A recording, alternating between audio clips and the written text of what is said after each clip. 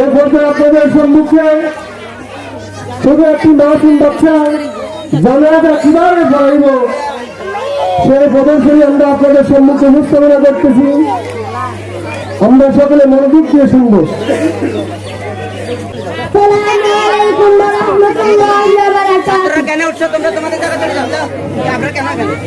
আমরা সকলে একত্রিত হয়েছি জানাজার নামাজ আদায় করার জন্য। জানাজার নামাজ হচ্ছে ফরজে কিফায়া।